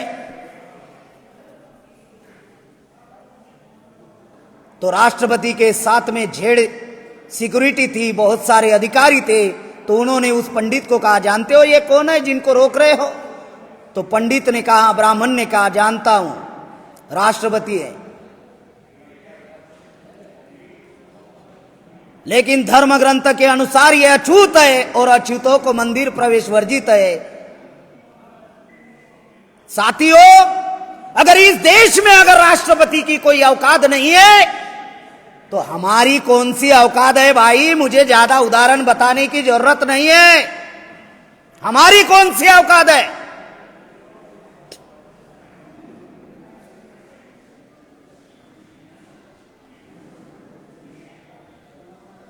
कांग्रेस, बीजेपी और आरएसएस के लोगों ने मिलकर छत्तीसगढ़ में एक यात्रा चलाई, राम वन गमन पथ यात्रा।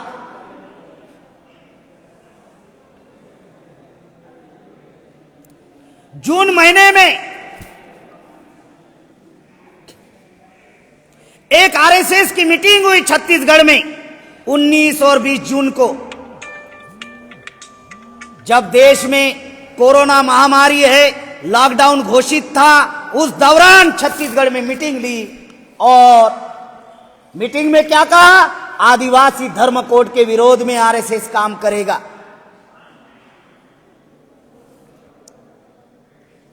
और नागपुर में, महाराष्ट्र में आरएसएस के लोगों ने कार्यशाला ली क्या आदिवासी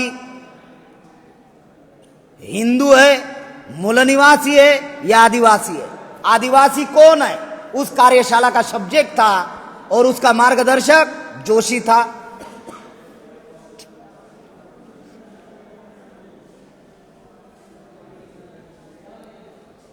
धर्म स्वतंत्रता का अधिकार संविधान में सबको दिया है।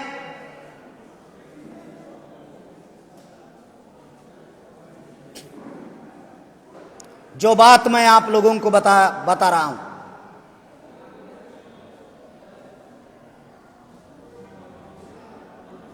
ये परिस्थितियां भारत में निर्माण हो रही है।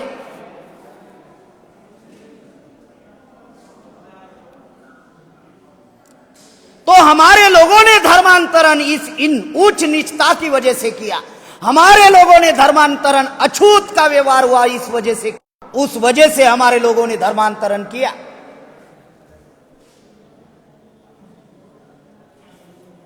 क्या इसकी जानकारी आदिवासी भाइयों को है कि हमारे लोगों ने धर्मांतरण क्यों किया? नरक में हमारे लोग जी रहे थे। हिंदू धर्म ब्राह्मण धर्म है और ब्राह्मण जब से भारत में आया है तब से भी यह धर्म निर्माण नहीं हुआ। मोगल यहां के गुलाम लोगों को हिंदू कहते थे। ब्राह्मणों ने इतिहास में लिखा सिंधु से हिंदू बने, तो सिंधु नदी के आसपास के लोग हिंदू क्यों नहीं बने? अगर सिंधु से हिंदू बना, इसका मतलब मोगल लोग जो है स को ह कहते थे, तो फिर सलमान का हलमान क्यों नहीं हुआ? मनगढ़ंत कहानियां उन लोगों ने बनाई।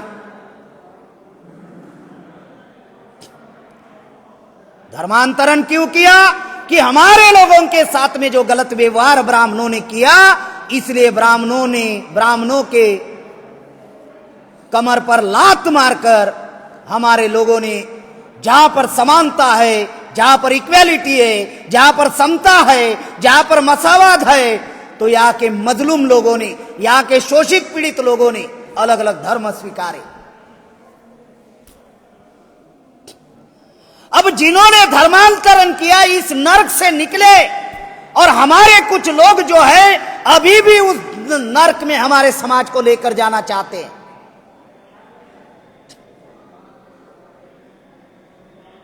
जितना भी आप लोग काम कर रहे हो,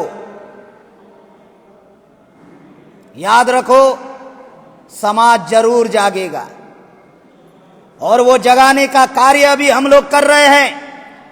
और जिस दिन समाज जागेगा उस दिन घूमने फिरने लायक नहीं रहोगे, बार बार कह रहा हूं। नरक से हमारे लोग निकले, आप लोग उनको फिर से नरक में ले जाना चाहते हो। मुझे बड़ी हैरानी हो रही है। आदिवासियों को हिंदू कोड बिल लागू नहीं है, मैरिज एक्ट लागू नहीं है, शारदा एक्ट लागू नहीं है।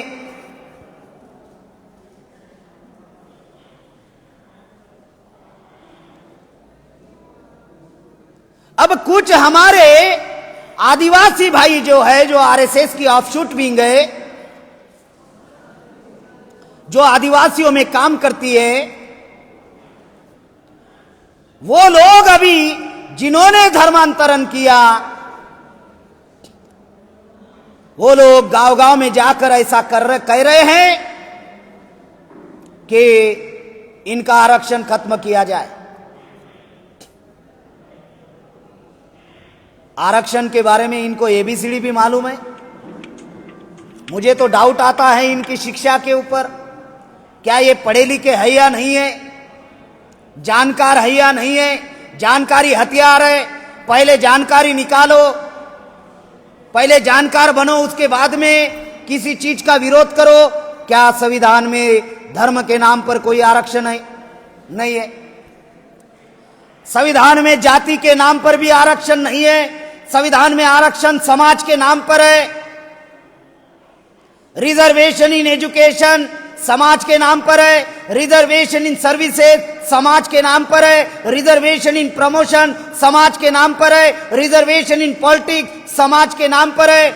आर्टिकल 340 ओबीसी के लिए रिजर्वेशन, आर्टिकल 341 शेड्यूल कास्ट के लिए रिजर्वेशन, आर्टिकल 342 आदिवासियों के लिए रिजर्वेशन, 15(4)(16)(4) में नौकरी का अधिकार, आर्टिकल 21(335) में शिक्षा का अधिकार, आर्टिकल 330 से 332 में सरपंच से लेकर प्रधानमंत्री बनने का अधिकार।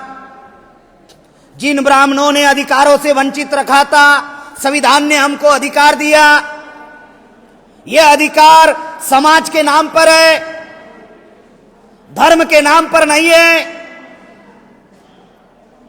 समाज के नाम पर अधिकार है।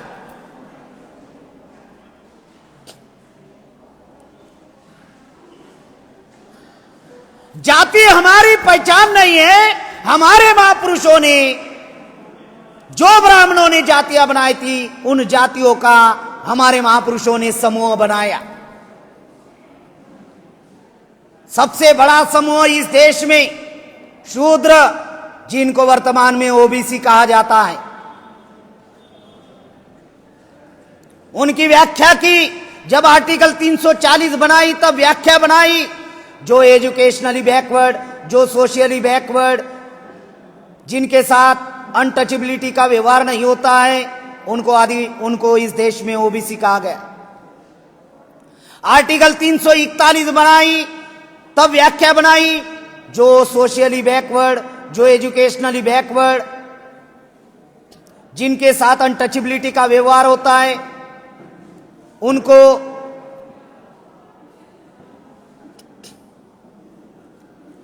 शेड्यूल कास्ट कहा गया। फिर आर्टिकल 342 बनाई, जो एजुकेशनली बैकवर्ड, जो सोशली बैकवर्ड, जिनमें ट्राइबल ट्रेड के गुण है, जिनमें डिस्ट्रिक्ट कल्चर है, जिनमें टेरिटोरियल पोजीशन है, उनको इस देश में आदिवासी कहा गया। जो बातें आप लोगों को बताई जा रही है, धर्म के नाम पर कोई आरक्षण नहीं है। आरक्षण ये गरीब लोगों को की हुई मदद नहीं है। आरक्षण ये अपाहिज लोगों को की हुई मदद नहीं है। आरक्षण ये कोई हैंडीकैप लोगों को की हुई मदद नहीं है। आरक्षण क्या है? तो जिन ब्राह्मणों ने जिस समाज को हजारों सालों से अधिकार से वंचित रखा था, तो संविधान ने उस शोषित, पीड़ित, दबे कुचले समाज को प्रतिनिधित्व का अधिकार दिया। Reservation is not a reservation, reservation the only representation. साथियों, ये जो रिजर्वेशन है, 19 अक्टूबर 1882 में रिजर्वेशन की कंसेप्ट राष्ट्रपिता ज्योतिराव फुले ने लाई, और उन्होंने रानी विक्टोरिया को एक पत्र लिखा और कहा संख्या के अनुपात में रिजर्वेशन हमारे समाज को चाहिए। इसका अमल छत्रपति शाहू महाराज ने अपने महाराष्ट्र में कोल्हापुर संस्थान में 50% रिजर्वेशन दिया।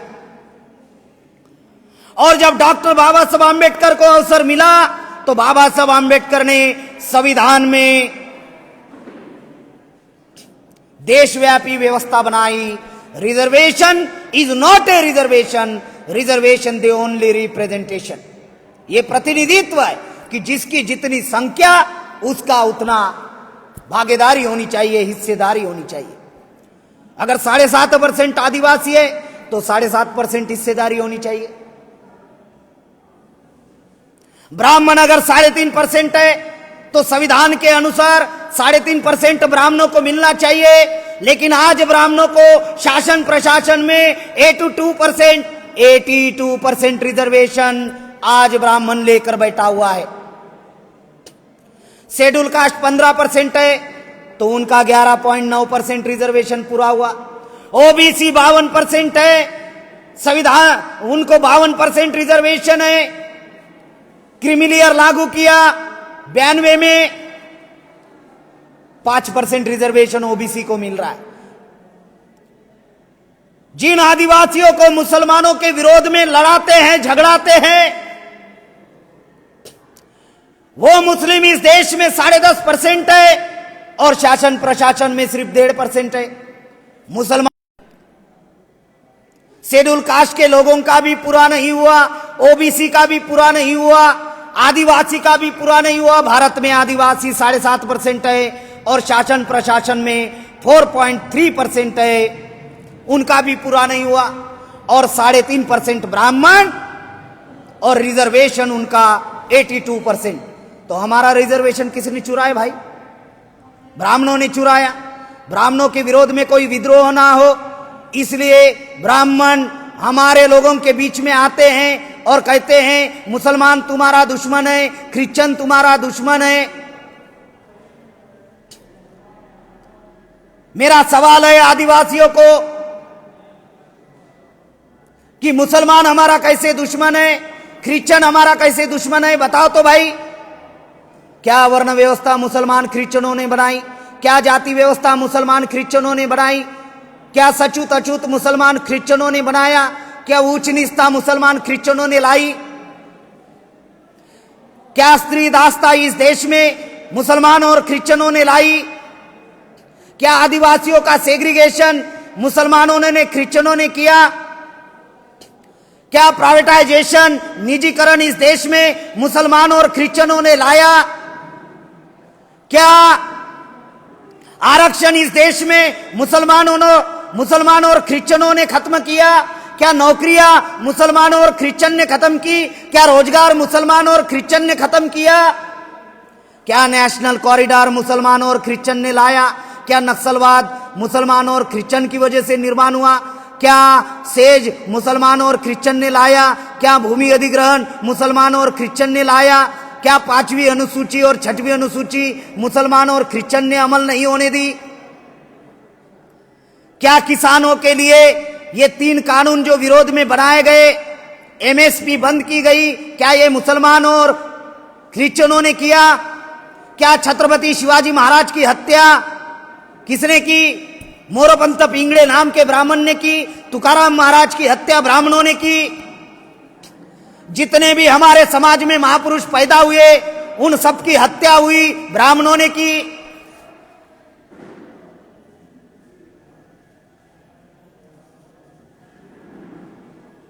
जो बातें आपको बताई जा रही है, मुसलमान और क्रिश्चियन हमारे दुश्मन कैसे? जब दुश्मन नहीं है तो ब्राह्मण इनके विरोध में हमारे समाज को क्यों भड़काता है? गुजरात में जब मेरे नेतृत्व में परिवर्तन यात्रा निकाली, गुजरात के हर जिला में गया, गोधरा में भी मैं गया,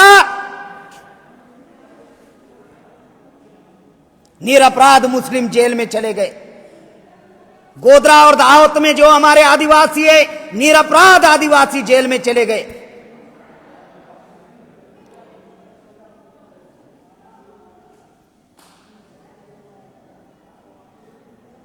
उनको अभी तक आरएसएस विश्व हिंदू परिषद के लोग छुड़ा भी नहीं रहे। ये दाहोद और गोधरा के आदिवासियों ने ही मुझे कहा। इस भारत में तथाकथित आजादी के 74 साल में 63,000 फसाद हुए और एक भी ब्राह्मण फसाद में मरा नहीं। क्यों नहीं मरा? मरने वाले मुसलमान थे, क्रिश्चियन थे, एससी एसटी ओबीसी के लोग थे मरने वाले, और एक दूसरे को मारने वाले। ब्राह्मण क्यों नहीं मरा? जो प्लान बनाएगा वो खुद को मारने का प्लान बनाएगा क्या?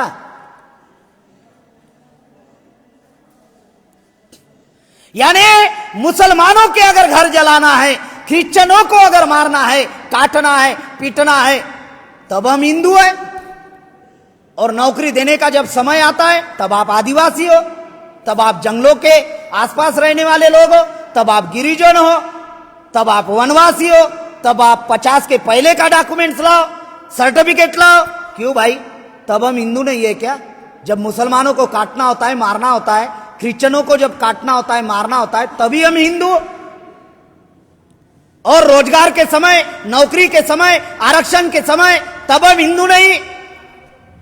तब आप आदिवासी हो, सर्टिफिकेट लाओ।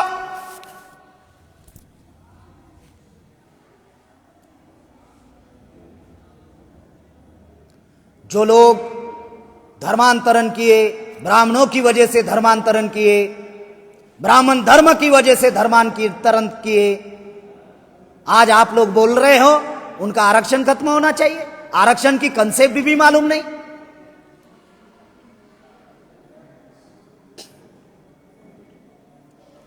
तीन प्रकार के आरक्षण मिलते हैं जो मैंने आपको बताए, और ये कब तक रहेगा? जब तक वर्ण व्यवस्था है तब तक आरक्षण रहेगा, जब तक जाति व्यवस्था है तब तक आरक्षण रहेगा, जब तक ब्राह्मण इस देश में है तब तक आरक्षण रहेगा, और जब तक संविधान है तब तक आरक्षण रहेगा। अगर आरक्षण खत्म करना चाहते हो, जाति व्यवस्था खत्म करो, वर्ण व्यवस्था खत्म करो, उसके बाद में आरक्षण खत्म करने की बात करो। संविधान में धर्म के नाम पर आरक्षण नहीं है, और ना ही धर्म के नाम पर जो अधिकार है शिक्षा का, संपत्ति रखने का, शस्त्र रखने का, ये धर्म के नाम पर नहीं है। नौकरी का अधिकार ये धर्म के नाम पर नहीं है, ये समाज के नाम पर है। क्या ये जानकारी जो लोग समाज में जाकर प्रचार प्रसार कर रहे हैं, मुझे उनके बुद्धि के ऊपर डाउट आ रहा है, उनके शिक्षा के ऊपर डाउट आ रहा है, वो खुद भटके हुए लोग हैं, वो हमारे समाज को भटकाने का काम कर रहे हैं। जो खुद जानकार नहीं है वो हमारे समाज को क्या जानकार बनाएंगे? दूसरा सवाल, क्या धर्मांतरण से ट्राइबल स्टेटस खत्म होता है?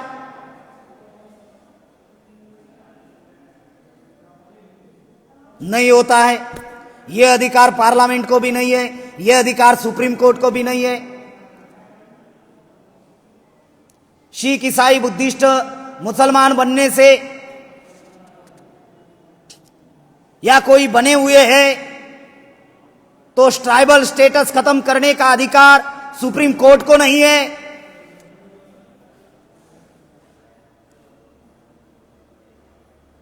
जो बातें मैं आप लोगों को बता रहा हूं, साथियों, हमारी जो मूल पहचान है, वो हमारी मूल पहचान जो है वो मूल निवासी है। हम यहां के इंडिजिनियस पीपल है, आदिवासी हमारी मूल पहचान है।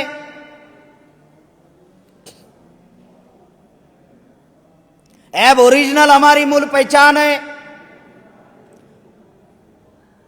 आदिकाल से निवास करने वाले लोग, ये हमारी मूल पहचान है। प्रकृति को मानने वाले हम लोग हैं, ये हमारी मूल पहचान है। अगर कोई हमारी पहचान, हमारी कला, हमारी सभ्यता, हमारी संस्कृति, ये हमारे कस्टमरी लॉ है। संविधान में 3 तरीके से हमें अधिकार मिले हैं। First, identification. ये आइडेंटिटी कस्टमरी लॉ से होती है। कस्टमरी लॉ का मतलब हमारी रूढ़ी परंपरा। First identification, second recognisation, then rights.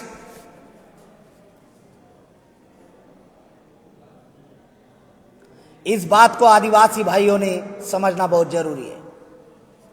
धर्म के नाम पर आरक्षण नहीं है, समाज के नाम पर है। धर्मांतरण से ट्राइबल स्टेटस खत्म नहीं होता। अगर कोई आदिवासियों की पहचान खत्म करने का प्रयास करेगा, वो कोई भी रहे, बर्दाश्त नहीं करेंगे। मैं आप लोगों को बताना चाहता हूं कि अगर ब्राह्मणों के धर्म ग्रंथ में अगर हिंदू शब्द नहीं है, ब्राह्मण अगर अपने आप को हिंदू नहीं मानता है, जिजिया कर का विरोध अगर ब्राह्मणों ने किया है, स्वामी दयानंद सरस्वती ने अगर हिंदू शब्द का विरोध किया है, तो आखिरकार ब्राह्मण हमको हिंदू बनाने में क्यों लगा हुआ है? जिस धर्म का विरोध अंग्रेजों का राज था गुलाम भारत में ब्राह्मणों ने किया, उस शब्द का प्रयोग आज ब्राह्मण हमारे समाज में क्यों कर रहा है, यह समझना बहुत जरूरी है। आखिरी बात,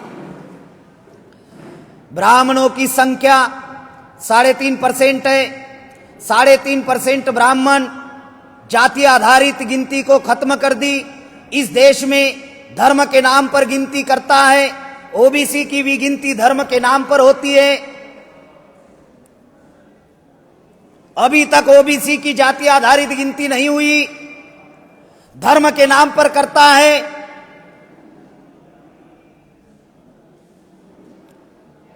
अगर जाति आधारित गिनती होगी तो ओबीसी भारत में कितना है आंकड़ा बाहर आएगा, शेड्यूल कास्ट भारत में कितना है आंकड़ा बाहर आएगा, शेड्यूल ट्राइब भारत में कितना है आंकड़ा बाहर आएगा। क्योंकि 7.5% ये आदिवासियों का आंकड़ा, ये 1931 का आंकड़ा है जो अंग्रेजों ने गिनती की थी, आखिरी गिनती थी। 1941 में भी अंग्रेजों ने गिनती की, लेकिन दूसरे विश्व महायुद्ध की वजह से वो गिनती ऑथेंटिक गिनती नहीं रही।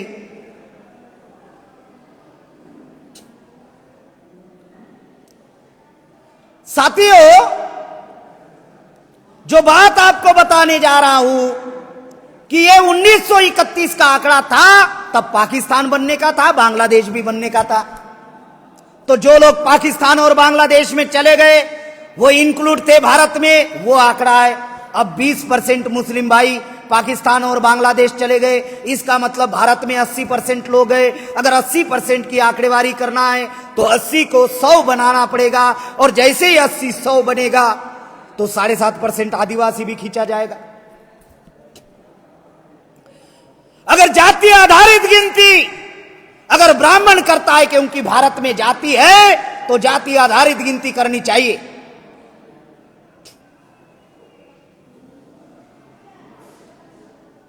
अगर जाति आधारित गिनती ब्राह्मण करता है तो हमारा भी आंकड़ा निकलेगा और ब्राह्मण का भी आंकड़ा निकलेगा। ब्राह्मण इसीलिए जाति आधारित गिनती नहीं करता क्योंकि ब्राह्मण ये सोच रहा है कि भारत के समस्त प्रजाजनों को मालूम हो जाएगा कि भारत में ब्राह्मण अल्पसंख्य है। इसलिए ब्राह्मण हिंदू के नाम पर गिनती करता है। जो आखिरी बात मैं आप लोगों को बताने जा रहा हूं वो क्या है कि ब्राह्मणों की संख्या इस देश में 3.5% है। जब 15 अगस्त 1947 को अंग्रेज नाम का विदेशी गया, तब अंग्रेजों की संख्या 11.5 लाख थी, और 15 अगस्त 1947 में पूरे भारत में ब्राह्मणों की संख्या सिर्फ 45 लाख थी, 50 लाख भी नहीं थी और आधा करोड़ भी नहीं थी। अंग्रेज नाम का विदेशी गया और ब्राह्मण नाम का विदेशी इस देश का हुक्मरान बना। ब्राह्मणों की सबसे बड़ी 2 कमी है, एक तो उनकी संख्या कम है और दूसरा वो विदेशी है। नेहरू ने लिखकर रखा डिस्कवरी ऑफ इंडिया में विदेशी है ब्राह्मण। बाल गंगाधर तिलक ने लिखकर रखा आर्टिक्स होमिंद वेदास में विदेशी है ब्राह्मण। राहुल सांस्कृत्यायन ने लिखकर रखा वोल्गा टू गंगा में विदेशी है ब्राह्मण।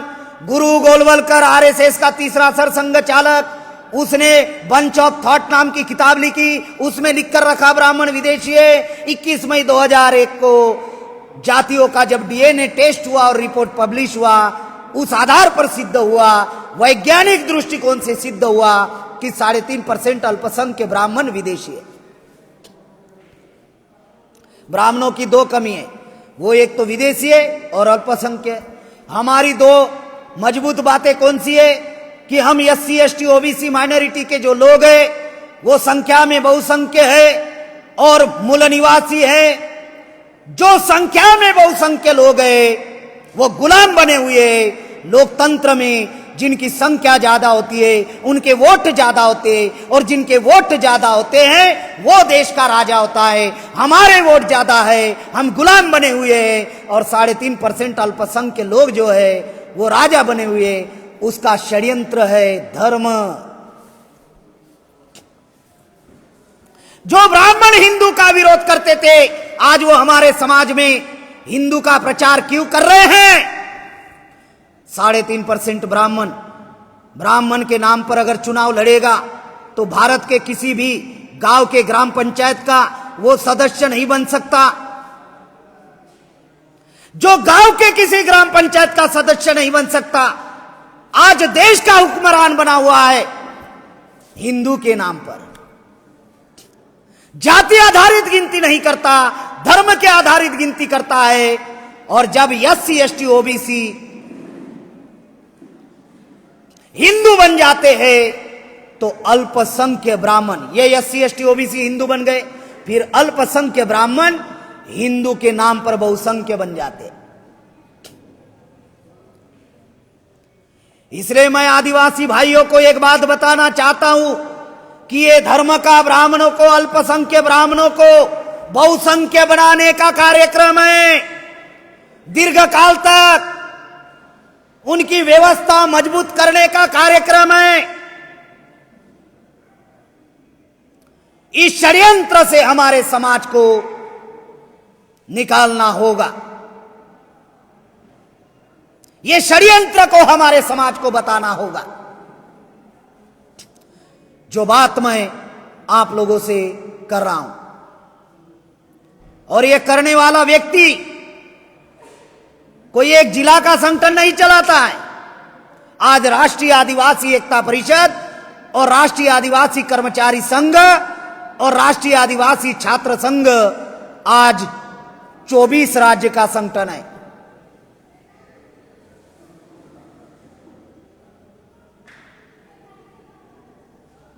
आज हर जिला में हमारे यूनिट्स हैं, तहसील में यूनिट्स हैं, ब्लॉक में यूनिट्स हैं, गांव में यूनिट्स हैं। 2006 से मैं पूर्णकालीन प्रचारक के तौर पर कार्य कर रहा हूं। करीबन 31-32 राज्य में मेरे देश भर में कार्यक्रम हुए, 300 से ज्यादा जिलों में मेरे कार्यक्रम हुए। देश भर घूमते रहता हूं। मेरे पास दूसरा कोई काम धंधा नहीं है, यही काम धंधा है। बीवी बच्चे संभालना मैंने मेरे पास कोई काम धंधा नहीं रखा है। परिवार संभालना मेरे पास कोई काम धंधा नहीं है। मेरे पास यही काम धंधा है, लोगों को जगाना, लोगों को समझाना, लोगों को संगठित करना। ये अल्पसंख्य लोगों को बहुसंख्य बनाने का कार्यक्रम है। इस बात को आदिवासी भाइयों ने समझना बहुत जरूरी है। जिस प्रकार से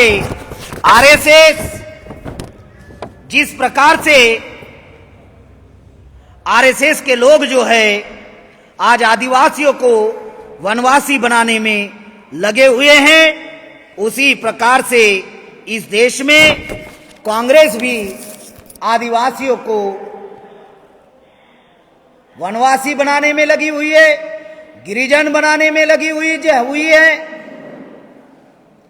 ये कांग्रेस, बीजेपी, कम्युनिस्ट एक ही शरीर की भुजाएं है। ये आरएसएस, विश्व हिंदू परिषद, बजरंग दल एक ही शरीर की भुजाएं है।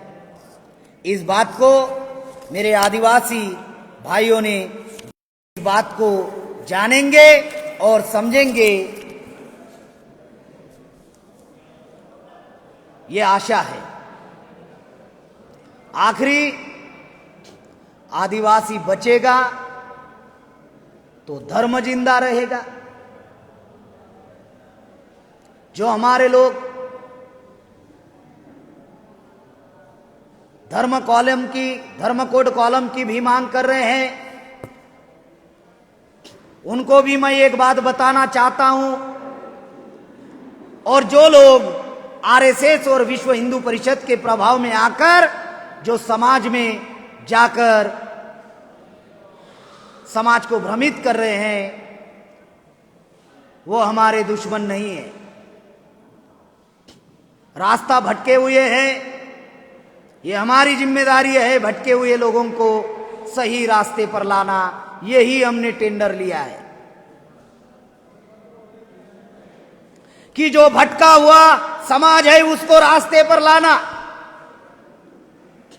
यही हमने टेंडर लिया है।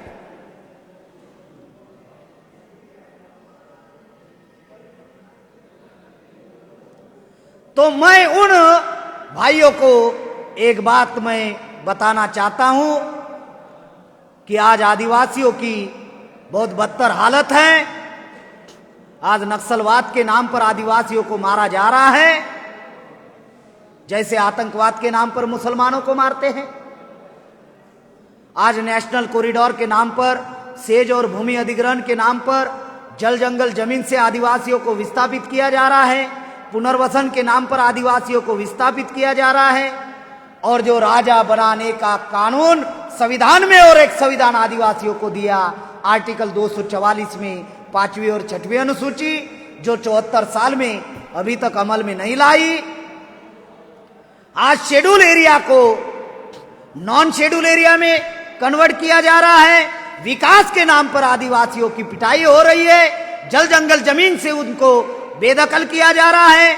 जमीन के अंदर जिस क्षेत्र में आदिवासी निवास करते हैं उस क्षेत्र में 90 प्रकार के धातु है। आज उनकी कीमत 80,000 लाख करोड़ से ज्यादा है। इतने के मालक हम लोग हैं। इस देश में हमारा स्वायत्त शासन होना चाहिए। इस देश में मालकियत का अधिकार हम लोगों को दिया हुआ है, लेकिन आज अभी तक अमल में नहीं आया है। शेड्यूल एरिया को नॉन शेड्यूल एरिया बनाया जा रहा है। जब schedule area non schedule area बन जाएगा तो हम लोग आने वाले दिनों में स्वायत्त शासन कैसे चलाएंगे या कैसे निर्माण करेंगे, ये बहुत बड़ा प्रश्न चिन्ह है। यानी कुल मिलाकर आदिवासियों को कांग्रेस, बीजेपी, कम्युनिस्ट, आरएसएस, विश्व हिंदू परिषद के लोग खत्म करने में लगे हुए हैं। आदिवासियों को सबसे पहले बचाना ये हमारा कर्तव्य होना चाहिए। ये हमारा कर्तव्य होना चाहिए। धर्म हमारी समस्या नहीं है। ये जो मैंने षड्यंत्र बताए कि अलग अलग प्रकार के कानून बनाकर, अलग अलग प्रकार की योजनाएं लाकर, अलग अलग प्रकार के प्रकल्प लाकर आज आदिवासियों को उनके ही एरिया से बेदखल किया जा रहा है, ये हमारी प्रमुख समस्या है। इसके ऊपर आदिवासी कोई भी आवाज ना उठाए, इसके ऊपर आदिवासी समाज जागरूक ना हो। इसलिए आरएसएस के लोग, विश्व हिंदू परिषद के लोग, कांग्रेस बीजेपी के लोग हमारे समाज में दलालों की फौज पैदा की, भड़वों की फौज पैदा की, और वो दलाल और भड़वे समाज में जाकर समाज को भ्रमित करने का काम कर रहे हैं। ये फौज पैदा की, यही एकमात्र कारण है कि मूल समस्या से आदिवासियों को भटका जाए। 74 साल में हमारे समाज में 47 सांसद निर्माण होते हैं हर 5 साल में। 450 विधायक चुनकर जाते हैं। मुझे समझ में नहीं आता ये वहां जाकर क्या झक मारते या क्या करते। 47 सांसद, 450 विधायक होने के बावजूद भी हमारी किसी भी समस्या का समाधान नहीं हो रहा है।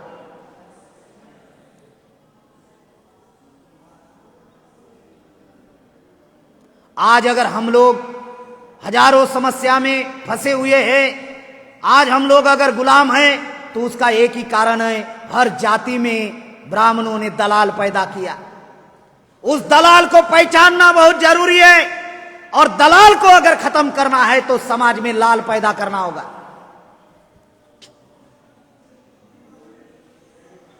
और हम लोग इस देश में लाल पैदा करने का अभियान चला रहे हैं। जो हमारा विरोध करते हैं, हम चाहते ज्यादा विरोध करो, क्योंकि गोदी मीडिया हमको दिखा नहीं रहा है। कम से कम आपके विरोध से हम लोग पहुंच जाएंगे और लोग ढूंढेंगे कि ये प्रेम कुमार गेड़ाम कौन है। जो लोग विरोध करना चाहते हैं उनका शुक्रिया हम लोग अदा कर रहे हैं, और ज्यादा विरोध करो, ताकि पूरे देश भर से लोग हम लोगों को ढूंढे कि ये कौन लोग हैं जिनका विरोध चल रहा है। और जो हमारे विचारों को मानने वाले लोग हैं, हमारे मूल निवासी बहुजन समाज के महापुरुषों के विचारों को मानने वाले जो लोग हैं, उन लोगों को मैं एक संदेश देना चाहता हूं कि दुश्मन का काम है दुश्मनी करना। आप लोग प्रतिक्रिया नहीं देना है। वो विरोध कर रहे हैं, करने दो, आप प्रतिक्रिया मत दो। दुश्मन का काम है दुश्मनी करना। आप दिन रात एक कर दो, और दुश्मन का सर कुचलने के लिए समाज को हम लोगों को तैयार करना है।